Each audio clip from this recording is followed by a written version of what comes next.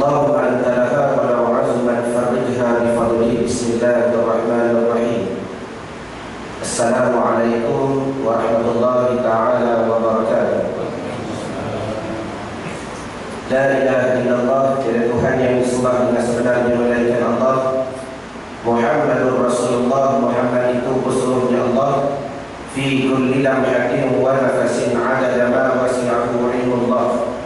Dalam tiap-tiap kelipan mata dan nafas yang keluar masuk, berbilang-bilanglah meluasi ilmu Allah. Hasbunallah wa ni'mal wakil. Memadalah Allah bagi kami Tuhan sebagai wakil. Ni'mal maula wa ni'mal nasir. Sebaik-baik pelindung dan sebaik-baik yang memberi pertolongan. Ya mu'allima Ibrahim al-hikmata 'allimni. Wahai Tuhan yang mengalimkan Nabi Ibrahim dengan hikmah, maka alimkan kami. Allahumma salli ala sayyidina wa maulana Muhammad wa ala alihi wa sahbihi wa barik wa sallim.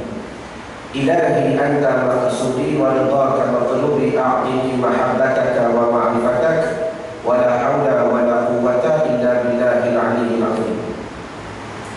Alhamdulillah, bermula segala puji dan syukur bagi Allah Subhanahu wa taala, Tuhan yang telah masih berkehendak oleh Dia kepada kita untuk berhimpun pada malam ini. Setelah bersama-sama kita melakukan kefarduan maghrib 3 rakaat secara berjamaah, maka dipilih kepada kita oleh Allah Ta'ala untuk duduk dalam suatu majlis ilmu yang mudah-mudahan duduk yang sementara ini bukan sahaja dicampakkan kepahaman oleh Allah Ta'ala, tetapi mudah-mudahan dengan faham yang terbit itu diberikan juga kepada kita kekuatan untuk beramal.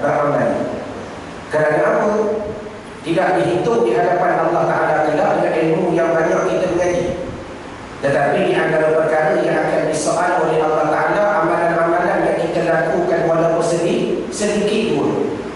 Tidak dihitungkan di hadapan Allah Ta'ala berapa banyak kitab telah kita khatamkan, tetapi dihitungkan di hadapan Allah Ta'ala berapa amalan yang telah kita hitungkan dalam kehidupan kita. Jadi mudah-mudahan dengan keilmuan yang Allah Ta'ala campakkan kepada kita, dizahirkan kepada kita pengamalan demi pengamalan dan sebagainya, mudah-mudahan mendekatkan diri kita kepada Allah Subhanahu wa Ta'ala. Yang kedua, alhamdulillah, setelah sekian lama berpisah, tak dapat tidak bertemu kita pada malam ini. Kalau hamba tak salah pada tanggal 12 Sya'ban, betul? 1436 daripada hijrahnya Nabi SAW. Mudah-mudahan terus-menerus kita berdoa kepada Allah Ta'ala agar diberkati tiap-tiap perkara yang kita lakukan dalam bulan Sya'ban. Wa ballighna Ramadan, dan mudah-mudahan disampaikan kita sekali lagi dalam bulan Ramadan dan Mubarak. Menyebut persediaan sebelum nak sampai kepada Ramadan. InsyaAllah pada malam ini tuan-tuan, hamba akan mengulang lagi cuma 3 perkara yang tuan-tuan perlu semak dan tuan-tuan perlu lakukan, termasuk diri hamba sendiri. Hamba juga perlu semak, hamba juga perlu lakukan 3 perkara ini. Mudah-mudahan Ramadan yang kita masuk pada kali ini lebih baik daripada Ramadan yang seterusnya. Baik, apakah rutin ataupun perkara yang pertama sekali yang wajib tuan-tuan lakukan bermula daripada malam ini sebelum nak menyampaikan kepada Ramadan yang lebih kurang 18 hari lagi, lebih kurang 17 dan 18 hari lagi. Di antara perkara yang wajib tuan-tuan lakukan bila mana tuan-tuan balik ke rumah masing-masing pada malam ini, selepas daripada kita kuliah dan sebagainya, maka kumpulkan isteri-isteri yang ada. Kalau ada 2 isteri lah, Allahumma salli ala Muhammad. Kumpulkan anak-anak laki-laki, anak-anak perempuan yang ada. Hubungi ayah dan bonda kita di kampung dan sebagainya. Hubungi anak-anak kita yang berada di luar negeri dan sebagainya. Antara soalan yang wajib tuan-tuan terpaksa tanya kepada mereka bermula daripada malam ini, adakah mereka telah mengqada bagi Ramadan yang lalu? Dan kepada isteri kita yang tak dapat tidak, orang perempuan pasti tinggal puasa melainkan menopause, Allahumma salli ala Muhammad. Anak-anak perempuan kita pasti pada adat meninggalkan puasa. Mak ayah kita maka wajib tuan-tuan bertanya kepada mereka satu soalan, adakah mereka telah mengqada bagi Ramadan yang lalu? Kerana apa tuan-tuan wajib bertanya kepada mereka? Kerana tak dapat tidak tuan-tuan terlebih maklum, tuan-tuan terti belaka dah, tuan-tuan mengaji hampir 1 tahun. Bila mana Ramadan yang tahun lalu kalau tak habis qada sehingga dibawa kepada Ramadan yang lain, maka wajib pula ke atas mereka dikenakan fidyah yang beras. Itu hamba yakin banyak tuan-tuan maklum. Tetapi banyak antara kita yang kadang-kadang sebagai suami terlepas pandang, dia lupa yang bayar fidyah tu bukan isteri, tetapi suami yang wajib bayar. Dia lupa yang bayar fidyah tu bukan anak perempuan, tetapi bapa yang wajib bayar. Dia lupa mak tua, mak dia, ayah dia yang uzur, yang tua, yang tinggalkan puasa kerana sakit ataupun tua dan sebagainya, bukan tanggungan ke atas mereka, tetapi anak yang wajib bayar. Inilah kadang-kadang perkara yang kadang-kadang kita ambil edah tak edah dalam kehidupan kita, sehingga kita tak sedar kita menanggung satu perkara yang begitu besar di hadapan Allah Ta'ala. Di antaranya ad-dainun, iaitu hutang. Contoh bukan payah tuan-tuan, takdir kata Ramadan baru ni isteri tuan-tuan mengandung, isteri kita mengandung, dah lah kita pandai buat anak, takkan semua masalah nak serah ke dia. Dah dia bawa turun, dia bawa kandungan, dia nak kena beranak, dia nak kena tumbuh lipas, dia pula nak qada, takkan sampai dia pula nak kena bayar fidyah. Allahumma salli ala Muhammad. Agama ni tuan-tuan tertib. Contoh Ramadan baru-baru, isteri kita mengandung. Tuan-tuan maklum dah, orang mengandung boleh puasa dah? Boleh, tak ada masalah. Tapi sebulan dia tak puasa, ada. Maka tuan-tuan balik nanti tanya yang Ramadan hari itu 30 hari waktu mengandung si anak yang kecil, dah qada ke belum? Allah tak qada lagi dah. Baik. Kalau tak qada, wajib tuan-tuan bertanya soalan yang kedua. Kenapa hari itu tak berpuasa? Sedangkan maklum orang perempuan yang mengandung boleh berpuasa. Maka isteri jawab, Allah bang, takut saya lagi kalau puasa anak tak makan, anak tak bebu, anak tak comel, anak tak sihat. Dia risaukan anak dalam kandungan. Bermakna isteri kita meninggalkan puasa kerana anak. Betul ke tidak? Maka hukum begah kata apa? Tuan-tuan tak payah tunggu tahun depan. Sekarang ni tuan-tuan dah wajib kena bayar 30 juta. Allahumma salli ala Muhammad. Siapa yang kena bayar? Suami. Jadi kebarangkalian yang hamba nak gambarkan kepada tuan-tuan, bukan niat hamba nak mudahkan tuan-tuan, tidak. Hamba nak membuktikan kenapa banyak para suami mengambil tak bersungguh perkara-perkara ini, yang kadang-kadang bila tanya harga secupak beras pun tak tahu bagaimana mungkin nak bayar fidyah isteri, fidyah anak-anak dan sebagainya. Betul ke tidak? Dan kalau tanya hari ini berapa harga secupak beras, berapa ramai boleh jawab? Syekh boleh jawab, berapa harga secupak beras? Entah ada isteri, ada anak, isteri berapa orang? Satu. Nak dua tak berdoa ni? Allahumma salli ala Muhammad. Kalau boleh jawab, bagi hadiah beri hari ni. Hadiah menunggu dekat luar. Tiap-tiap kali datang kita bawa hadiah. Berapa harga secupak beras? Syekh boleh jawab? Ya?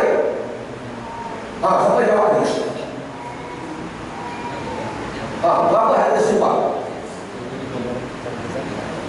Berapa ringgit? Sudah, Allahumma salli ala Muhammad. Dia teka-teka tu pun tak apa dah. Jadi berani nak jawab. Jadi gambaran yang nak gambarkan kepada tuan-tuan, begitulah. Bila mana kita ambil tak bersungguh dalam perkara-perkara begini, ditakuti bukan isteri kita yang menanggung dosa di hadapan Allah Ta'ala, ditakuti bukan anak-anak laki-laki perempuan kita menanggung dosa di hadapan Allah Ta'ala, bahkan ditakuti kita pula yang menanggung dosa di hadapan Allah Subhanahu wa Ta'ala. Jadi tak dapat tidak tuan-tuan, perkara yang pertama yang tuan-tuan perlu semak bila balik ke rumah nanti, ada atau tidak isteri kita, anak-anak perempuan kita tidak berqada bagi Ramadan yang lalu. Kalau mereka belum lagi qada, wajib tuan-tuan sungguh qada. Kalau mereka tak qada lagi, maka bersedia dah bila mana dimasuki kepada Ramadan yang lain, maka wajib kena bayar fidyah. Cara kira fidyah ni ada dua. Yang pertama sekali kena kira harga beras yang tuan-tuan biasa makan. Bagi tuan-tuan yang ada pek buku saya, apa bagi kaedah mudah. Tuan-tuan dapatkan harga beras 10 kilo.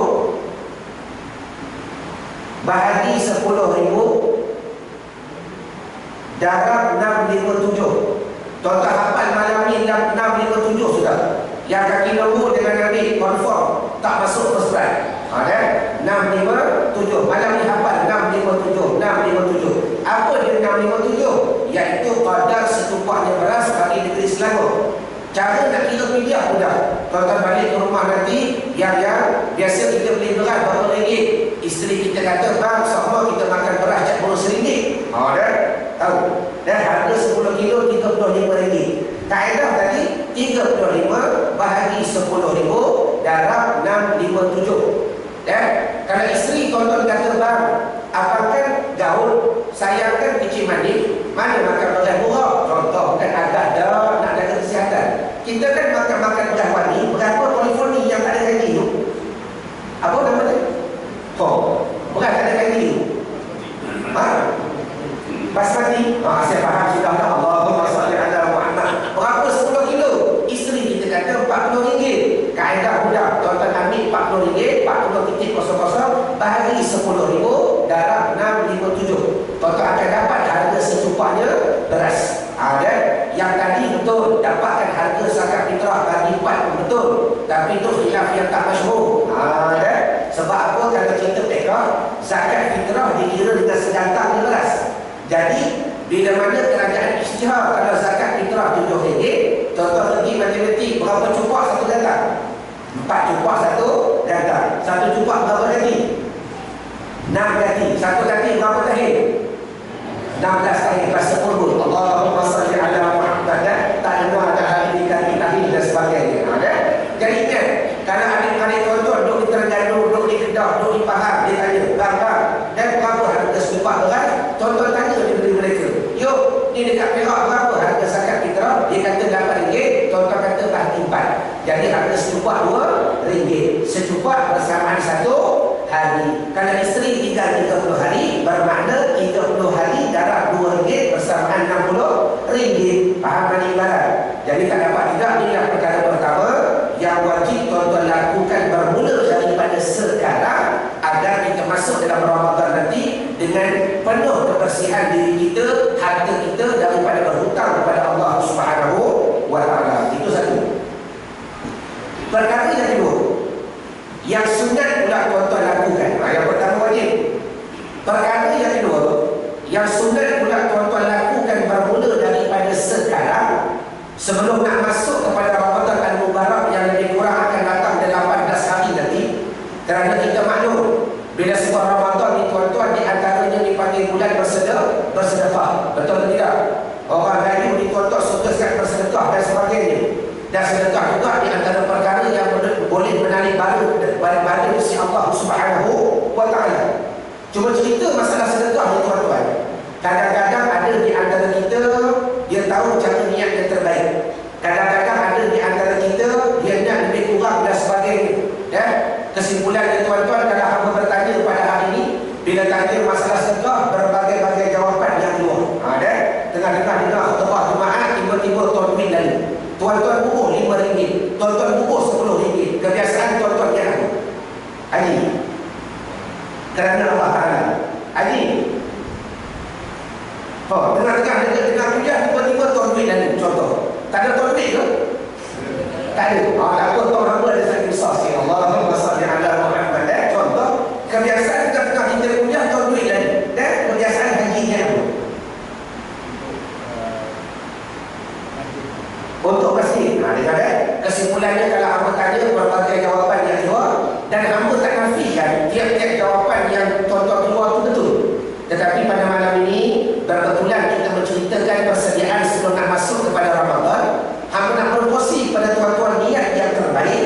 Yang niat ini bukan sahaja kalau tuan-tuan lakukan mendapat pahala dan mendapat kebajikan, bahkan menggugurkan banyak perkara-perkara yang kita terlena pada tarikh-tarikh yang lalu. Sebagai contoh, kalau tengah-tengah kuliah tuan duit lalu, tuan-tuan masuk RM10, tuan-tuan masuk RM100, tuan-tuan niat kerana Allah, tuan-tuan dapat pahala tak?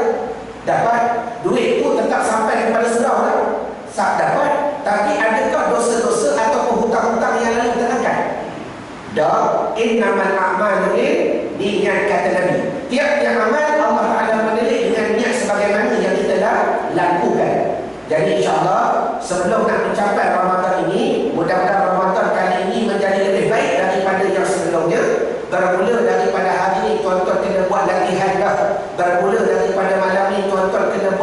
kaedah tiap-tiap kali nak bersedekah, nak niat macam mana? Yang ada pen buku tulis, Ya Allah, Ya Tuhanku, tulis. Hamba sebut pelan-pelan. Yang ada telefon buka. Dan sebab tu akhir zaman ni telefon kena beli canggih-canggih. Kan? Dengar mengaji record. Betul tak?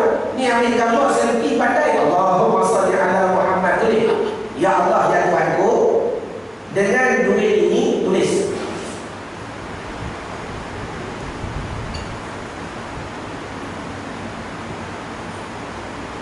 Mudahan menggugurkan dengan duit ini, dan mudahan menggugurkan segala kafarah yang wajib, segala kafarah yang wajib yang tertunggak bagi diriku. Tulis, yang tertunggak bagi diriku.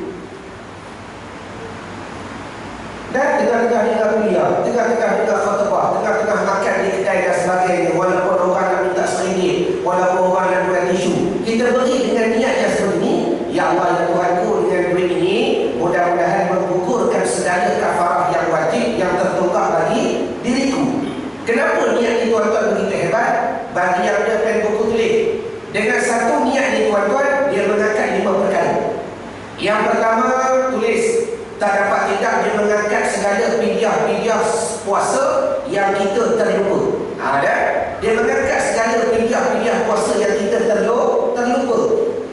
Tuan-tuan maklum, sebagai seorang manusia, ada yang kita ingat, ada yang kita lupa. Jagalah wahai para suami. Sebab pengalaman hamba bertahun tuan-tuan menyelesaikan masalah pidyah. Di antara kebanyakan muslimat bila mana berhadapan dengan hamba, antara jawaban yang kebanyakan yang keluar daripada lidah mereka, Allah, Ustaz tak ingat dah berapa hari dah tinggal. Tapi dia yakin dia tinggal puasa. Tapi bila mana kadang-kadang waktu tinggal, ada yang qada, ada tak qada, ada yang ingat, ada yang tak ingat. Kebanyakan boleh kata 80% memberi jawaban, Allah, Ustaz tak ingat dah Ustaz berapa hari yang betul-betul saya tinggal puasa. Jadi bermakna kalau dia bayar pidyah tu lebih mujur, kalau dia bayar pidyah tu kurang, maka tetap menanggung dosa di hadapan Allah Ta'ala. Jadi mudah-mudahan yang praktikal yang kita lakukan, mana-mana pidyah yang kita tak ingat, mana-mana pidyah yang kita terlupa, hutang antara kita dengan Allah, mudah-mudahan terangkat dengan kaedah tadi. Satu. Yang kedua, tulis. Dengan kaedah ini terangkat perkara yang kedua, iaitu hutang. Hutang. Baik. Bila sebut hutang ni tuan-tuan, hutang dengan makhluk terbahagi daripada dua. Satu, hutang yang kita ingat, satu, hutang yang kita tak ingat. Betul tak? Baik. Hutang yang tuan-tuan ingat, tuan-tuan boleh bayar tak? Kita boleh bayar. Orang Melayu kan ada buku 5-5. Hutang dengan Pak Dah, hutang dengan Pak Tok, Pak Ngam, hutang dengan Pak Tih dan sebagainya. Itu hutang yang kita ingat. Bahkan aku nak tanya tuan-tuan yang ni, hutang yang kita tak ingat, wajib dibayar atau tidak? Wajib. Nak bayar macam mana? Oh sudah, ayah dia boleh. Hutang yang tak ingat nak bayar macam mana? Kalau ingat boleh bayar tak? Yang tak ingat, Allahumma salli ala Muhammad. Sebab tu ulama tuan-tuan tak meninggalkan kita terkontang-kanting dalam keadaan kita tak mampu menyelesaikan masalah agama. Sebab tu ulama kata tiap-tiap kali bersedekah dengan niat menggugurkan kafarah. Ya Allah, Ya Tuhanku, dan Ramadan besok tuan-tuan hantar nasi, hantar pisang dan sebagainya pun boleh niat. Ya Allah, Ya Tuhanku, dengan aku beri makan orang ini, mudah-mudahan menggugurkan segala kafarah yang wajib yang tertunggak bagi diriku. Atau tengah-tengah dengar khutbah, tengah-tengah dengar kuliah, Ramadan besok ustaz datang nak buat derma dan sebagainya, beri berapa banyak tak ada masalah, tapi niat yang terbaik. Ya Allah, Ya Tuhanku, dengan duit ini mudah-mudahan menggugurkan segala kafarah yang wajib yang tertunggak bagi diriku. Jadi mudah-mudahan kelebihan dengan niat ini, mana-mana hutang yang tak ingat, dan hutang yang ingat mudah, itu bicara hutang yang tak ingat, hutang yang tak perasan dan sebagainya. Sebagai contoh, kalau isteri ambil duit suami, hutang tak? Dan kalau suami ambil duit isteri, hutang. Allahumma salli ala Muhammad. Mudah dan simple. Kita tak sedar kadang-kadang kita ambil duit isteri, ambil duit anak. Ambil duit anak pun terbahagi kepada beberapa hukum yang perlu kita faham. Cuma ringkas, tak sedar dengan isteri reda, rupa-rupa dikira juga sebagai hutang. Banyak saya ustaz tak ingat dah. Jadi antara cara nak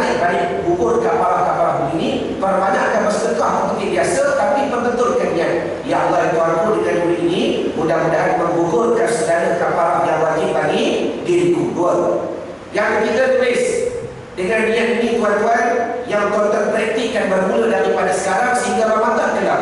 Mudah-mudahan mengangkat perkara yang ketiga, iaitu menggugurkan kafarah sumpah. Tulis kafarah sumpah.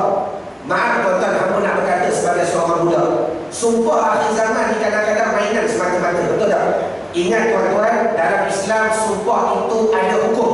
Ingat tak? Kadang-kadang wajib, kadang-kadang harus, kadang-kadang makruh. Jangan sembrono tuan-tuan nak bersumpah. Hari itu 3-4 bulan lepas, dan tengah-tengah hamba di depan Facebook, tiba-tiba satu anak murid ni tuan-tuan, dia upload, dia rekaskan cerita dia makan dekat sebuah kedai. Tiba-tiba tengah-tengah makan, tengah cendok kuah ada lipat, tak ada cicak.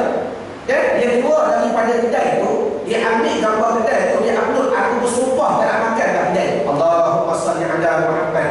Kebetulan dia upload tu, hamba baca. Ada hamba tengok komen, hamba kata ni sungguh, dia kata bersumpah ni sungguh ustaz, Allah sungguh, dia kata tengah-tengah lapar perut nak makan, tiba-tiba ada cicak. Dan hamba kata kalau engkau niat bersungguh dan bersumpah, bermakna tak dapat tidak, tak boleh tarik balik dah, wajib kena bayar kafarah, wajib.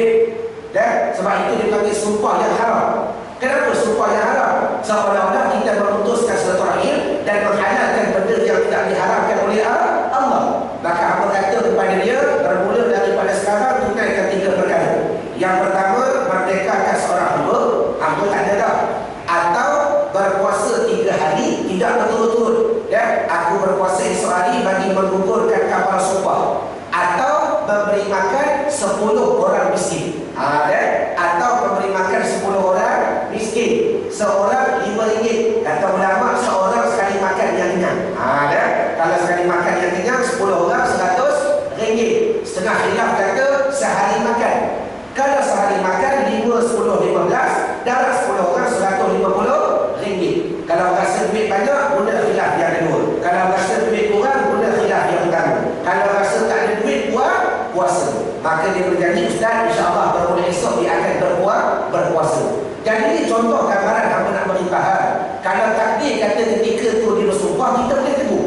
Tetapi hal tuan-tuan, berapa banyak orang Melayu ni tuan-tuan suka bersumpah dalam keadaan tak menggugurkan kafarah. Balik kadang-kadang ke kampung, bila mana dibahagikan harta, kita rasa tak adil. Aku bersumpah tak nak dekat dah rumah tak. Allahumma salli ala Muhammad. Dan kita sebelum kita sumpah di dalam mukadimah ada wallahi la ilaha illallah. Ya. Kita sumpah tu. Sumpah tu didahului dengan kata-kata. Ya, asalnya wallahi wa billahi wa tallahi. Ada tu ada cakap biasa. Ya, dikira juga sebagai akad kepada sumpah. Dikira juga akad kepada sumpah. Yang ayat wallahi wa billahi wa tallahi ini bersumpah dengan Allah Subhanahu wa taala.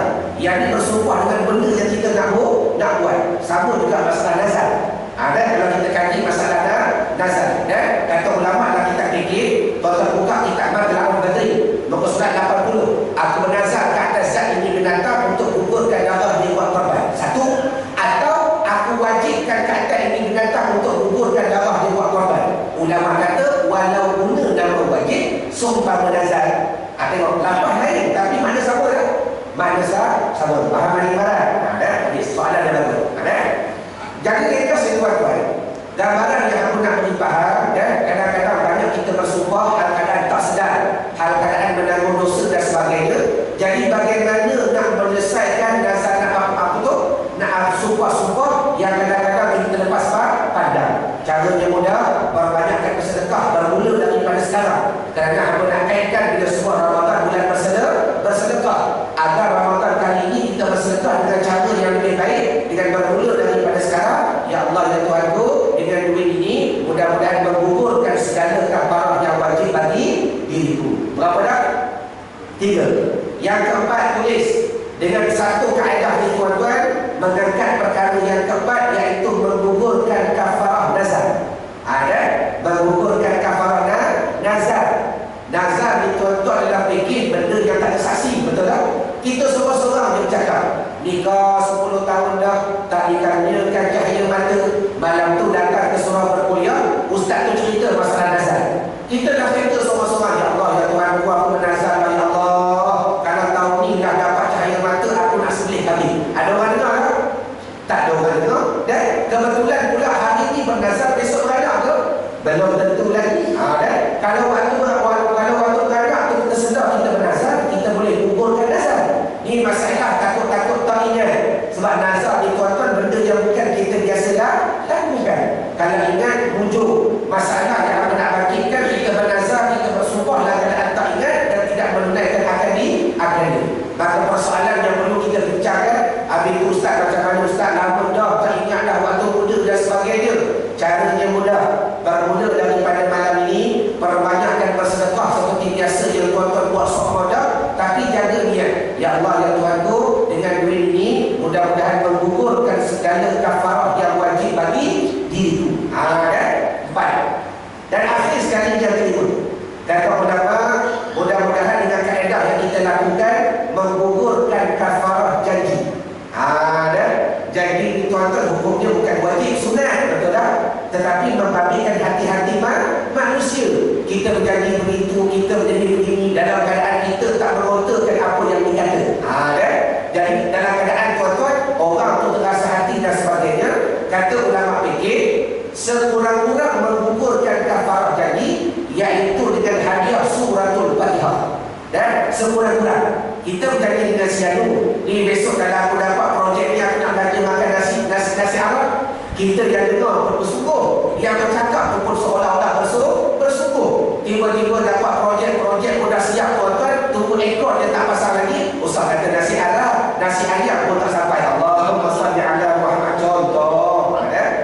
Jadi tak dapat tidak, dan kita berjanji semua salah. Dan takut-takut menggugurkan janji dan sebagainya. Antara cara yang paling mudah, ya Allah, ya Tuhan, aku janji dengan dia terlupa dah nak belajar nasi Arab, baca suratul Fatihah, hadiahkan kepada si Anu. Itu cara mudah kalau kita ingat.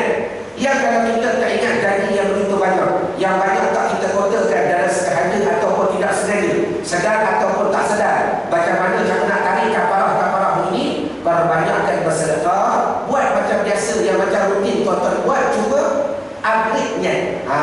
Kalau selama ni niat kerana Allah, tetap duit sampai kepada surau, tetap tuan-tuan dapat pahala, betul tak? Tetapi yang belakang tak selesai, kerana innamal a'malu binniyat. Tapi kalau kita niat, ya Allah, ya Tuhanku, dengan duit ini mudahan menggugurkan segala kafarah yang wajib bagi diriku, sampai tak duit di surau, sampai tuan-tuan dapat pahala dah, dapat yang belakang-belakang selesai dah, mudah-mudahan kerana dengan amalan yang kita dah lakukan. Jadi kesimpulannya tuan-tuan, proses yang ketiga yang tuan-tuan perlu lakukan bermula daripada sekarang, yang melihat benda ni tuan-tuan, benda yang ritual yang kebiasaan dilakukan oleh orang-orang yang masuk pada bulan Ramadan, iaitu memperbanyakkan bersedekah. Habis perkara yang kedua. Akhir sekali perkara yang ketiga, yang ini perkara yang terlebih penting, iaitu sebelum nak masuk kepada bulan Ramadan, tak dapat tidak perlu kita menghidupkan diri kita, menyediakan diri kita akal zahir dan batin dengan ilmu yang cukup. Mengaji dah bersungguh-sungguh tuan-tuan. Bukan orang mengatakan tuan-tuan tak cukup mengaji, tapi takut-takut amalan yang kita lakukan bila mana tak disepakaikan dengan ilmu yang begitu cermat, ditakuti amalan yang kita lakukan tak sempurna. Sebagai contoh, boleh aku nak uji tuan-tuan pada malam ni? Boleh tak? Ada respon ni. Kalau tuan-tuan bagi izin, apa nak tanya? Boleh tak kita pakai sebab? Dan nak uji kefahaman masing-masing supaya kita rasa tegak diri. Sungguh ke Ustaz Irwan kata ilmu aku tak cukup lagi? Contoh, tengok dah? Baik. Bila mana menceritakan ilmu tuan-tuan? Di antara perkara yang kita nak bincangkan dengan ringkas pada malam ini sebagai contoh, perkara yang membatalkan puasa Ramadan. Hari ini kita semak diri kita tiap-tiap tahun masa Ramadan, aku kerti tak perkara yang membatalkan puasa Ramadan. Mudah-mudahan dengan ilmu yang kita mengaji, ilmu yang kita faham, kita boleh letak hukum yang ni batal, yang ni tak batal dan sebagainya. Contoh, bila sebut perkara yang membatalkan puasa Ramadan, kata ulama dalam kitab fikih ada 3. Pertama, keluar batal puasa, dengar dah kaedah. Yang kedua, masuk batal puasa. Yang ketiga, tak boleh keluar, tak boleh masuk pun batal puasa. Allahumma salli ala Muhammad. Yang pertama apa tadi? Keluar batal puasa. Yang kedua, masuk batal puasa. Yang ketiga, tak boleh keluar, tak boleh masuk. Okey, kita bicara dahulu keluar. Macam mana yang ulama kata yang keluar batal puasa? Sebelum tuan-tuan nak menghukumkan keluar ni batal puasa, keluar ni tak batal puasa, tak dapat tidak, tuan-tuan kena kenal pasti dan kena ketahui dahulu apa yang keluar. Betul ke tidak? Supaya tuan-tuan boleh separatekan keluar ini batal puasa, keluar ini tak batal puasa. Maka hamba nak tanya tuan-tuan yang alim, tolong khabarkan kepada hamba 4 perkara yang keluar daripada kemaluan seorang lelaki, supaya bila kita kenal 4 ni, baru kita boleh tahu hukum keluar ini batal, keluar ini tak batal. Yang pertama, air apa? Air dulu. Air mani. Oh, tak apalah. Yang pertama air mani. Yang kedua, air mani putih. Air mazi. Yang ketiga, tanya belakang pula. Share baju labu. Yang tutup lagi yang mencari. Allahumma salli ala Muhammad. Yang pertama air mani, yang kedua air mazi, yang ketiga air kencing, yang keempat sebelah dia. Yang lain diam. Minta maaf hamba bukan tanya soalan biologi, hamba bukan tanya soalan fisik. Demi Allah, kerana niat hamba nak mendahkan tuan-tuan. Soalan yang hamba bertanya ni soalan fardu ain, yang bukan malam ni tuan-tuan dah kena tahu. Sepatutnya umur 15 tahun, umur 16 tahun dah selesai masalah fardu ain. Dan yang pertama air mani, yang kedua air mazi, yang ketiga air kencing, yang keempat air apa? Syekh pakai spek mata. Dah tanya yang muda dulu. Dan bila muda tak boleh jawab, baru tanya ayah muda ke? Allahumma salli ala Muhammad. Yang keempat air apa? Ya? Tuan lagi pakai songkok. Macam cuma nak jawab je. Pertama dah kencing, betul semua dah kencing, mani, mazi. Yang keempat air apa? Daripada situ dah. Tak tahu lah. Setelah dia tuan nanti baju putih. Tak kira datuk ke kanseli ke, tanya belakang. Allahumma salli ala Muhammad. Dan nak mengaji, biarlah ilmu nak mengaji. Ayat tu kaki sebelah. Cuma tolong kawan-kawan yang tak boleh jawab. Mr. Cameraman. Sudah. Ingat aku tak tanya dia. Allahumma salli ala Muhammad. Ayat apa? Allahu Akbar. Yang keempat ayat apa ni, Haji? Sudah. Air wadi. Berapa ramai yang tak kenal air wadi? Allahumma salli ala Muhammad. Minta maaf dia, apa bukan nak mudahkan tuan-tuan, tidak. Ini air yang wajib tuan-tuan ketahui sebagai seorang lelaki, kerana berkait dengan hukum. Apa dia air wadi? Air yang keluar akibat daripada keletihan dan warna, rupa, rasa sama macam air mazi. Tapi air mazi apa dia? Dipanggil minyak pelincir sebelum nak berjiwang. Cerita tu terang, mengaji dengan apa dia sedar. Bila benda tu menegak berdiri, keluar yang berwarna jernih, itu namanya air mazi. Dan tapi kalau air yang keluar akibat keletihan, contoh, dengan kata nak kemas, nak pakai tukar kapal. Tuan-tuan tak pernah buat kerja berat. Hari tu buat kerja berat dan sebagainya, tukar kapal dan sebagainya, letih rumah. Naik turun atas, turun bawah, naik turun atas, turun bawah. Akhir sekali tiba-tiba tuan-tuan nak sembahyang asar. Tengah-tengah nak sembahyang asar, berasa cecair keluar daripada kemaluan. Itu namanya air wadi. Batas sembahyang kan? Sudah. Bila tak kenal nak tak hukum macam mana? Allahumma salli ala. Batas sembahyang kan? Batal sebab dia najis. Batal puasa dah? Okey, tak batal puasa. Ini hukum yang kita nak berikan badan. Pertama, keluar air kencing. Keluar air kencing, batal puasa dah? Tak batal. Kedua, keluar air mani. Batal puasa dah? Dan ada batal, ada yang tak batal. Yang batal macam mana? Keluar dengan sengaja. Yang tak batal macam mana? Keluar dengan tidak sengaja. Ada batal tak? Tak batal. Ada. Yang ketiga, air mazi. Keluar mazi, batal puasa dah? Tak batal. Sengaja ke tak sengaja ke tak batal puasa. Tapi haram. Sebab kebiasaan keluar mazi dengan syahwat. Betul tak? Yang syahwat tu jadi haram, bukan masalah keluar tu. Yang keempat, air wadi. Keluar air wadi, batal puasa dah? Tak batal. Itu baru tanggungjawab tuan-tuan. Nak tanya pula soalan yang lain berat. Allahumma salli ala Muhammad. Tak apa, kita mengaji. Semurah-murah hari ni tuan-tuan dapat dengar pun tak apa dah. Baik. Bila mana kita membicarakan benda yang keluar, sebelum nak letak hukum keluar ini batal puasa, keluar ini tak batal puasa, maka sebagai seorang suami yang ada isteri, yang ada anak perempuan yang tak dapat tidak, mereka akan mempertanggungjawabkan kepada tuan-tuan dalam masalah mereka. Betul atau tidak? Isteri akan tanya, anak-anak akan tanya. Maka tuan-tuan tahu tak berapa benda ataupun berapa air yang keluar daripada kemaluan seorang perempuan? Nak tanya yang belakang tak? Haji yang salah dekat tiang, cuba jawab. Dan nak bagi nombor je. Yang ni apa nak bagi, apa tu kemudahan sikit. Tak nak satu nak nombor. Agak-agak berapa benda yang keluar daripada kemaluan seorang perempuan? Haid nipah lagi? Lagi? Tak nombor. Agak-agak kalau lagi congak ada berapa? 3 ke 5 ke 6 ke 20 ke 30 ke? Berapa? Haji? Tahu tak berapa agak-agak jumlah semua?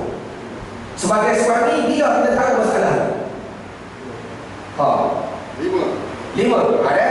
Yang pertama 5. Yang lain nak tengok siapa menang poster lagi ni. Haji bagi kita, cuba jawab. Tak apalah nak pergi pakai-pakai sembah. Ada? Jangan kuliah kena datang lagi pula. Allahumma salli ala Muhammad. Dan kata orang titik di channel dah. Dan kamu bukan nak pindah tuan-tuan. Tidak pakai-pakai nak mengaji. Saya boleh jawab. Kalau boleh jawab soalan ni, ada cara bunyi dua. Sungguh Allahumma salli ala Muhammad. Dan baru kita serah. Orang berbunyi dua kata kita berasa nak bunyi dua, tapi ilmu fiqah pun tak boleh jawab. Contoh, haji punya Allah pun nombor. Agak-agak berapa jenis? 4. Turun tak? Catat dia 5, turun 4. Yang lain? Tuan lagi balik kuning, cuba jawab. 5, naik balik 5, 4, 5. Yang lain? Pakai baju hitam yang baju Palestin. Ada isteri dah? Dia boleh jawab. Dan kalau tak takut benda dosa. Berapa jumlah? Turun lagi 5, 4, naik balik hitam 5, turun 3. Tak apa dah, yang penting dia boleh jawab. Tuan lagi balik kuning, cuba jawab. 7. Tak apa dah, naik balik 5, 4, 5, 3, 7. Betul, jawapannya 16. Allahumma salli